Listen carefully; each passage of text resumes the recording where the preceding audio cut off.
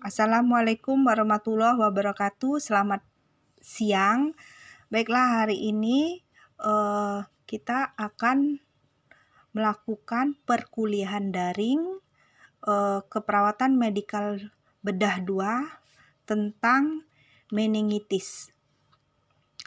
Meningitis adalah inflamasi lapisan di sekeliling otak dan medula spinalis yang disebabkan oleh bakteri atau virus.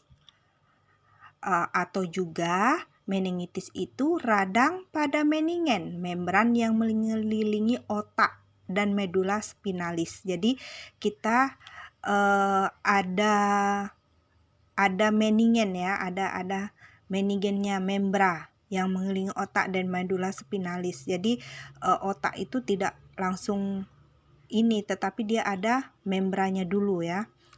Disebabkan oleh virus, bakteri, atau organ-organ jamur. Klasifikasi meningitis itu dibagi menjadi 3. Ada meningitis bakterial, meningitis jamur, dan meningitis virus ya.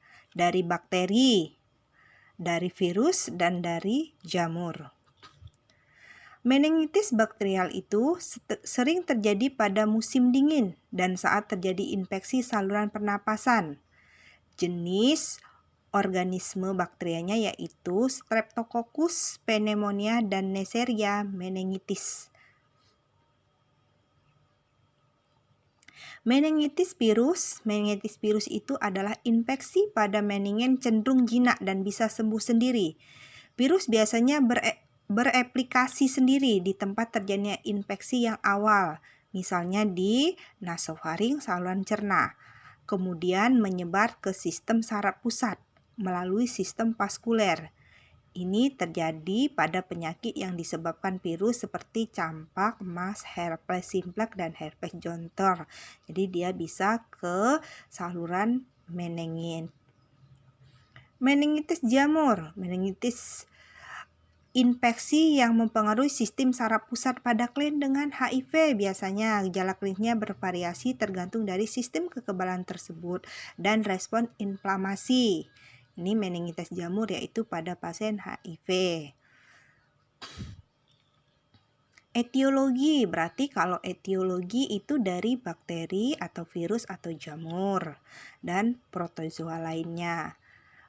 Manifestasi kliniknya biasanya sakit kepala dan demam, gejala awal yang sering, peningkatan TIK, ya, tekanan intrakranial.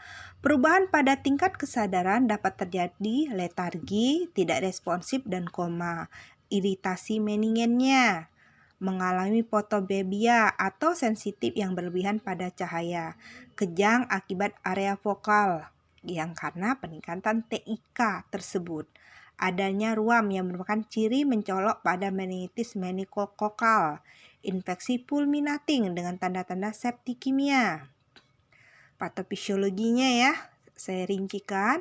Organisme tadi yang virus, bakteri, tadi patogen masuk ke dalam aliran darah dan menyebabkan reaksi radang di dalam meningen dan di bawah korteks yang dapat menyebabkan trombus dan penurunan aliran darah serebral.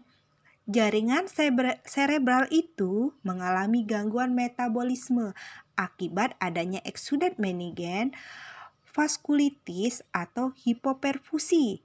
Eksudat tadi, purulen tadi dapat menyebabkan sampai dasar otak dan medula spinalis. Dan radang tersebut ke dinding membran ventrikel cerebral.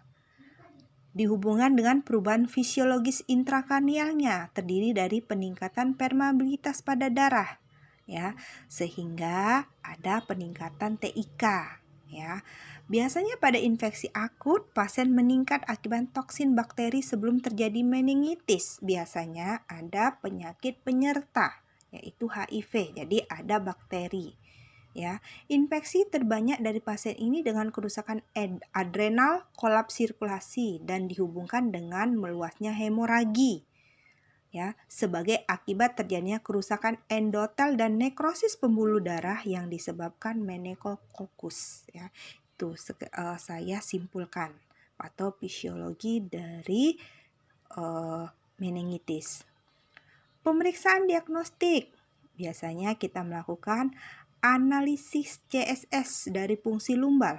Kita ambil lumbal fungsinya untuk mengetahui penyebabnya apa. Glukosa serum, LDH serum, sel darah putih, elektrolit darah, kultur darah, MRI, scan, ronsen dada, kepala, sinus. Penata laksanaannya biasanya dirawat di rumah sakit, diberikan cairan infus dalam jumlah yang cukup.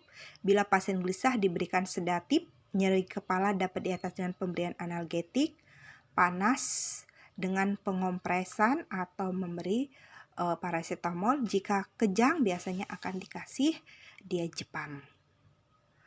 Sumber infeksi yang menimbulkan meningitis purulent dapat diberantas dengan obat-obatan atau juga dengan operasi.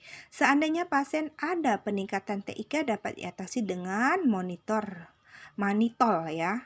Dengan kita monitor dosisnya. Kortikosteroid. Sudah itu kita mengatur pernapasan sebaik mungkin dengan membersihkan jalan napas ya. Kita lihat pernapasannya. Bila ada hidrosefalus obstruksi dapat dilakukan dengan pemasangan piral, santing, efusi subdural. Sudah itu kita melakukan fisioterapi. Karena pasien tersebut koma, kita lakukan fisioterapi untuk mencegah kecacatan. Nah, sesudah itu juga perlu dilakukan upaya pencegahan antara lain penderita harus diisolasi, pemberian vaksinasi, pemberian obat-obatan. Komplikasi hidrosefalus obstruktif, meningeal septisema, sindrom Water, efusi subdural, cerebral palsy, gangguan mental, gangguan belajar, kejang, edema. Oke, asuhan keperawatan jelas kita lihat biodata klien. Riwayat kesehatan klien, riwayat kesehatan sekarang, makanannya bagaimana, kita lihat makanan dia, kebersihannya bagaimana, karena tadi kita sudah jelaskan, karena meningitis itu disebabkan oleh virus atau bakteri. Neurosensoriknya, bagaimana neurosensoriknya, ada sakit kepala tidak pasien tersebut, nyeri dan keamanan, dan pernapasan RR-nya. Ya, sudah itu kita lihat juga GCS-nya ya. Untuk neurosensori tadi, pasien ini mengalami koma atau dia masih bisa mendengarkan kita berbicara ya. Diagnosa itu ada resiko tinggi terhadap penyebaran infeksi berhubungan dengan hematogen dari patogen, resiko tinggi terhadap perubahan cerebral perfusi jaringan, edema cerebral, resiko tinggi terhadap trauma sehubungan dengan kejang umum, bisa dia nyeri, proses inflamasi toksin dalam sirkulasi darah tadi ya, darah tadi yang masuk ke meningen, cairan otak, kerusakan mobilitas fisik berhubungan kerusakan neuromuskular, penurunan kekuatan biasanya ya, karena pasien-pasien tersebut koma. Ansietas berhubungan dengan krisis situasi, ancaman kematian ya. Intervensi itu kita lihat kembali. Intervensi itu apa perencanaan yang akan kita lakukan terhadap pasien tersebut ya, sesuai dengan diagnosa ya. Seandainya resiko tinggi infeksi, kita bisa melakukan pencegahan ya, teknik tentang septik dan antiseptik ya, suhu secara teratur, kaji keluhan pasien, alkutasi, catat karetis urin ya. Jadi di sini karena dia penyebab virus, kalau masalah infeksi virus bakteri yaitu kita harus melakukan antiseptik ya, seperti kasus kita pada coronavirus ini ya. Jadi semua penyebab virus, bakteri itu kita harus memang betul-betul untuk antiseptik untuk penyebaran infeksi. Resiko tinggi terhadap perubahan cerebral, bisa kita tirah baring, pantau status neurologinya, pantau tanda vitalnya ya. Tinggikan tempat tidurnya 15-45 derajat.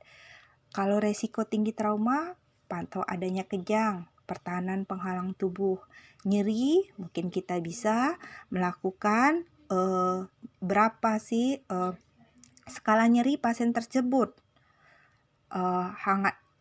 Dengan teknik-teknik analgetik dan relaksasi. Sensorik berhubungan defisit neurologi, pantau perubahan orientisas kemampuan dia berbicara, kaji kesadaran sensoriknya, respon perilaku pasien, biasa kayak gitu. Validasi persepsi pasien, bagaimana umpan balik tersebut, ansietas berhubungan dengan krisis situasi, biasanya kaji status mental klien, berikan penjelasan penyakit dan sebelum tindakan prosedur, beri kesempatan untuk mengungkapkan perasaan dan libatkan keluarga ya dalam perawatan pasien. Kita mengharapkan pasien tersebut masa penyembuhan tepat waktu tanpa adanya infeksi, mempertahankan tingkat kesadarannya dan fungsi motorik, tidak mengalami kejang, nyerinya akan berhilang, mencapai kembali normal sesuai dengan fungsi optimal dan kekuatannya yang semula, meningkatkan tingkat kesadaran, terus pasien bisa rileks melaporkan ansietas tersebut. Mungkin itu saja dari saya kuliah daring tentang meningitis, asuhan keperawatan pada pasien meningitis.